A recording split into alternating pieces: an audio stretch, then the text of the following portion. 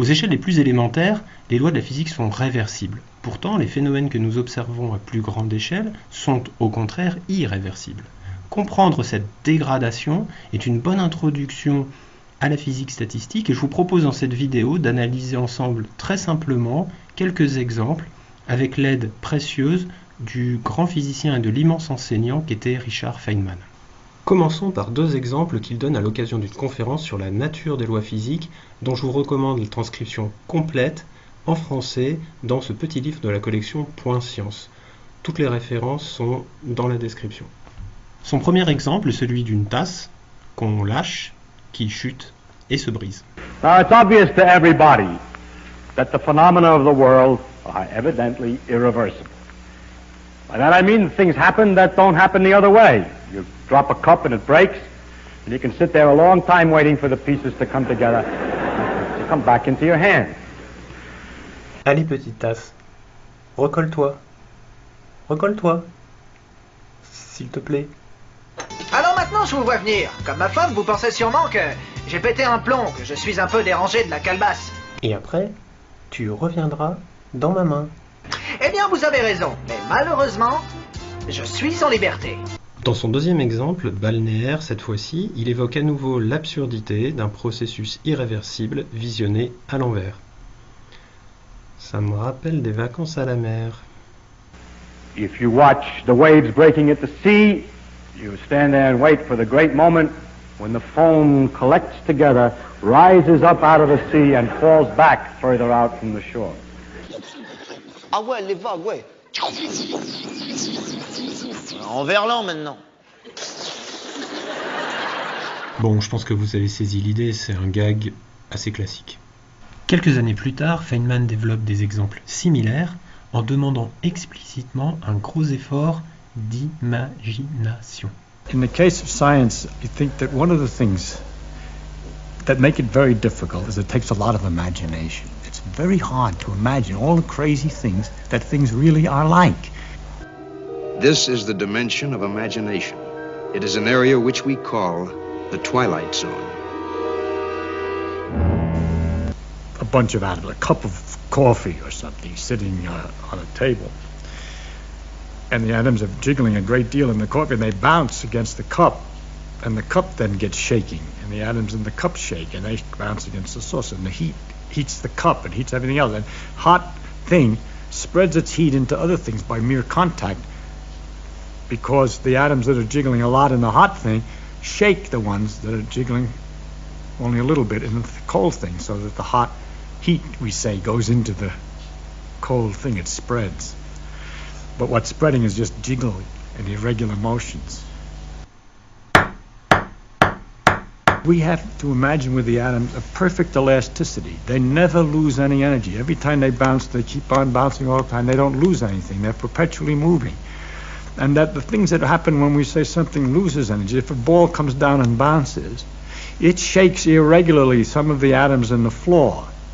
And then when it comes up again, it leaves some of those atoms moving, the jiggling. So as it bounces, it's passing its extra energies, its extra motions, to little patches on the floor each time it bounces, and loses a little each time, until it settles down, we say, as if all the motion has stopped. But what's left is the floor is shaking more than it was before, and the atoms in the ball are shaking more than they were before.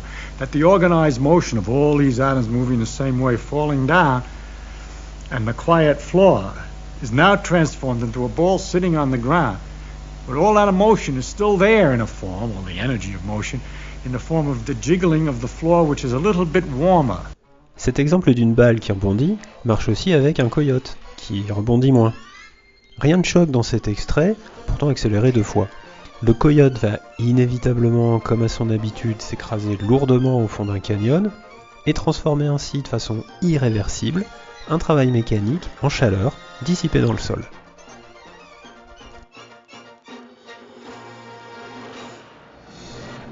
Et bien entendu, l'irréversibilité de ce processus nous rend choquante, même ramenée à vitesse normale, la version inversée.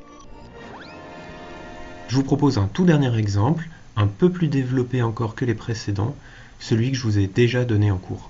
Notez que, comme les autres, cet exemple est en lien étroit avec ce qu'on appelle la flèche du temps, autre appellation de l'irréversibilité macroscopique, souvent invoquée à propos du second principe de la thermodynamique et largement discutée dans ce livre.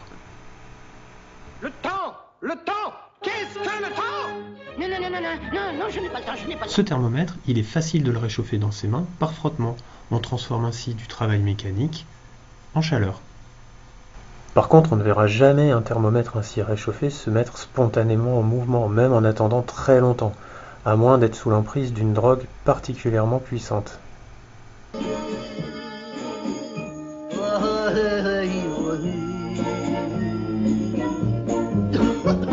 C'est conforme au second principe de la thermodynamique qui postule cette impossibilité de transformer directement de la chaleur en travail. La physique statistique, elle, n'a pas besoin de le postuler. Elle peut l'expliquer du fait de son approche microscopique. Je ne saisis rien. Je peux pas expliquer plus clairement, c'est pas plus clair pour moi. Je vais quand même essayer de développer cette explication à l'aide d'une petite analogie. Rappelons d'abord que l'approche de la physique statistique n'est pas seulement microscopique, elle est aussi et surtout statistique comme son nom l'indique. Il faut non seulement raisonner en termes de constituants, mais aussi et surtout en termes de probabilité. Dans le cas du thermomètre et de son alcool coloré réchauffé entre mes mains, seules quelques rares configurations cinétiques de l'ensemble de ces molécules lui permettraient effectivement de se mettre en mouvement. Un peu comme dans cette scène du dessin animé Nemo, où des poissons pris au piège d'un filet se concertent et nagent tous dans le même sens. Même pas possible. Exactement, ou plus précisément, très peu probable, tout comme le sont les configurations extrêmes évoquées pour le thermomètre. Elles sont infiniment peu probables au point de ne jamais se manifester à l'échelle macroscopique. Un nombre astronomique d'autres configurations, désordonnées, impose le macroétat observé.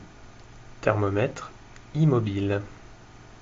Essayons pour finir de résumer un peu tout ce que nous avons compris au travers de ces nombreux exemples. Le petit extrait suivant d'un poème de Paul Valéry s'y prête assez bien, je trouve. Patience, patience, patience dans l'azur. Ça, c'est juste pour la rime. La suite est plus intéressante, je trouve. Chaque atome de silence est la chance d'un fruit mûr. C'est une poésie très originale, je ne l'avais jamais entendue. Je sais, c'est très beau. Dans ces deux derniers vers, il y a en fait 3 morceaux, regardons-les un peu. Mon premier repart du constat qu'à petite échelle, tout est réversible. Mon second traduit le fait que ces configurations microscopiques très nombreuses sont, d'une certaine manière, tirées au sort. Mon dernier propose une image de système macroscopique soumis au second principe. Et mon tout vous permettra, je l'espère, de retenir un peu mieux ce que nous venons de comprendre.